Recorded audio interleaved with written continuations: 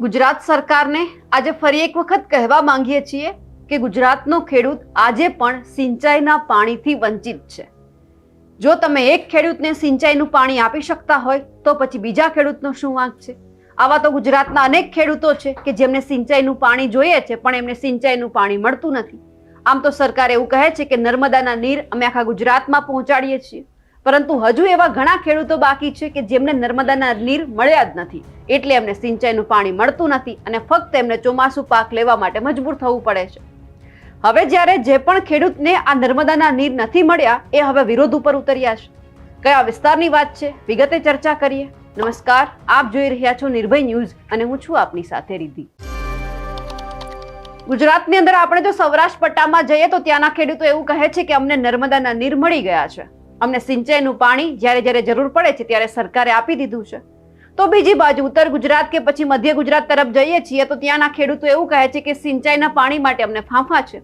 ખાલી સરકાર વાત કરે છે કે તમને નર્મદાના નીર છે અમે આપીશું, પાઇપલાઇન દ્વારા પહોંચાડીશું, જેથી કરીને તમારા ખેતર સુધી પાણી પહોંચી શકે અને તમે જે વર્ષના 3 પાક છે તે લઈ શકો। પણ હવે એ સામે આવ્યું છે કે બનાસકાંઠા જિલ્લાની અંદરથી હવે વડગામ તાલુકામાં ખેડૂતોમાં ક્યાંક એવું જોવા મળ્યું છે કે હવે ખેડૂતો એવું કહી રહ્યા છે કે અમારી સાથે અન્યાય થઈ રહ્યો છે। ઘણા ગામડાઓમાં નર્મદાનું પાણી પહોંચ્યું છે તો હજુ પણ ઘણા ગામડાઓના જે તળાવો છે સૂકા ભટ્ટ છે। વડગામ પાલનપુર તાલુકાના 100 થી વધુ ગામડાઓમાં વર્ષોથી પાણીની સમસ્યા છે, તેમને લઈ ખેડૂતો પણ પરેશાન છે। ત્યારે આ સમસ્યાને લઈને અનેકવાર રજૂઆતો કરવામાં આવી છે। સરકાર દ્વારા વડગામ પાલનપુર તાલુકાના ગામડાઓમાં પાઇપલાઇન દ્વારા તળાવ ભરવા માટેની કામગીરી શરૂ કરાઈ છે, પણ હજુ ઘણા એવા ગામડા બાકી છે કે જ્યાં પાઇપલાઇનનો સર્વે પણ નથી કરવામાં આવ્યો, જેના કારણે ઘણા ગામડાઓમાં તળાવો છે ખાલીખમ છે અને જેને લઈને ખેડૂતોએ નર્મદાના નીર આપવાના સૂત્રોચ્ચાર સાથે વિરોધ પણ નોંધાવ્યો છે અને જે તળાવ બાકી રહ્યા છે તેમને ઝડપથી ભરવામાં આવે તેવી માંગ પણ કરી છે। વર્ષોથી વડગામ તાલુકાના અનેક ગામડાઓમાં સિંચાઈ માટેના પાણીની ગંભીર સમસ્યા હતી। ખેડૂતો શિયાળુ ઉનાળુ ખેતી પણ નથી કરી શકતા, માત્ર એમને ચોમાસુ ખેતી ઉપર જ નિર્ભર રહેવું પડે છે। ત્યારે વર્ષો બાદ સરકારે તળાવ ભરવાની મંજૂરી આપી અને ઘણા ગામડા એવા છે કે જેમના તળાવ છે ભરવામાં પણ આવ્યા। જો કે હજુ પણ વડગામ તાલુકાના ભરકાવાડા, શેરપુરા, ચંગવાડા, કાણોદર, ચાંગા સહિતના ગામડાઓમાં તળાવ ભરવામાં નથી આવ્યા। પાઇપલાઇનનું સર્વે પણ નથી કરવામાં આવ્યું, પાઇપલાઇન નાખવામાં નથી આવી, જેના કારણે ખેડૂતોએ આ તળાવ ભરવામાં આવે તેવી માંગ પણ કરી છે અને ભરકાવાડા ગ્રામ પંચાયત પાસે ભેગા થયા અને આ તમામ ખેડૂતોએ ત્યાં પણ વિરોધ નોંધાવ્યો છે।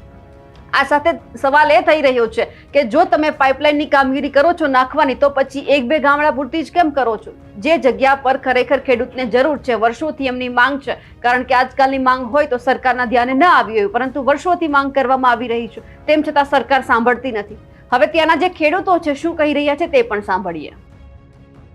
અમારે વડગામ તાલુકામાં 40 વર્ષથી પાણીની સમસ્યા છે। ખેતીવાડી માટે તો ખૂબ જ પરિસ્થિતિ ખરાબ છે। ખેતી સી રીતે કરવી એ જ હાલ સવાલ છે, તો એના માટે સરકારમાં અમે માગણીઓ મૂકી છે। સરકારે અમારી માગણીઓ સ્વીકારીએ છે, પણ હમણાં પાઇપલાઇનનો નંખાણી એમાં અમારા 5 ગામ બાજુ પાઇપલાઇન કોઈ આવી નથી, તો એના માટે અમે વિનંતી કરીએ છીએ કે અમને પણ એમાં સમાવેશ કરે અને અમારું તળાવ ભરે, એવી અમારી માગણી છે, એવી સરકારને વિનંતી કરીએ છીએ। ખૂબ અગતી છે જમી છે, પાણી ખૂબ ઊંડા 800 છે ને એતા જતા રહ્યા છે, બોર નવા કરે ફેલ જોઈ છે અને એટલી પરિસ્થિતિ અમારા વડગામ તાલુકામાં ભરકાવાડામાં તો એટલી પરિસ્થિતિ 5 ગામોમાં છે કે કંઈ ન પૂછો વાત। કંઈ કૂવા છૂટી ગયા, ઢોરે બીજે જ પહોંચી, બીજાના બોચી ટેન્કરેથી પહોંચી, આ પરિસ્થિતિ હાલ ચાલે છે અને સરકારે ભરવાનું કર્યું હતું પણ અમારું ગામ વંચિત છે। 4-5 ગામ પાણી આવ્યું નથી હજી, એના માટેની આ બધી જાહેરાત છે। તમારી શું માંગ છે? અમારા જેમ બનાવીને સરકારને વિનંતી કે અમને જલ્દી આ તળાવ ભરી આવે। પહેલો તો આભાર માની શકાય કે જે વડગામ તાલુકાની એક રજૂઆત હતી કર્માવત મુકેશ્વરની અંદર પાણી નાખવાની, એ કામ પૂરું થઈ ગયું અને સરકારશ્રીએ પાણી પણ છોડ્યું। પણ 40 વર્ષની સમસ્યાની જોવા જઈએ તો કેટલાક ગામ એવા પણ વંચિત રહી ગયા છે કે નથી। એમાં બોરોની અંદર પાણી જોવા જઈએ તો 800 થી 1000 ફૂટના બોર જે કરવામાં આવે છે એમાં પણ પાણી ખૂટ્યા છે। 70 હોર્સપાવરની મોટરો ચલાવે છે તો પણ પાણી બહાર નીકળે, કારણ કે તળમાં હોય તો આવે ને। પણ સરકારશ્રીએ જો આવી રીતે ગામના આજુબાજુના ગામડાઓમાં તળાવ અને ઉમરદસ્તી નદીમાં પાણી નાખવાની જે યોજનાની વચ્ચે જાહેરાત કરવામાં આવી હતી, 127 કરોડની જે બળવંતસિંહ સાહેબે રજૂઆતના આધારે જાહેરાત કરી, પણ એના પછી કોઈ કામગીરી આ બીજા ગામોમાં પાણી છોડવામાં પણ અમારા જે 5 ગામ છે એ વંચિત રહી ગયા છે. એમાં ભરકાવાડા, શેરપુરા, ચોંગા, ચંગવાડા અને કાણોદર. તો આ ગામોની અંદર ફરીથી એમ કે જે પણ યોજનાની અંદર લઈ અને સત્વરે જો પાણી નાખવામાં આવે અને પાઇપલાઇનનું કામ ચાલુ કરવામાં આવે એ અમે અપેક્ષાઓ રાખી રહ્યા છીએ. કારણ કે અમારા ગામો ખેડૂતો સાથે અને ખેતી સાથે જ સંકળાયેલા છે, બીજો કોઈ એમની પાસે આધાર છે નહીં. તો એટલા માટે સરકારશ્રીને અમને વિનંતી કરીએ છીએ.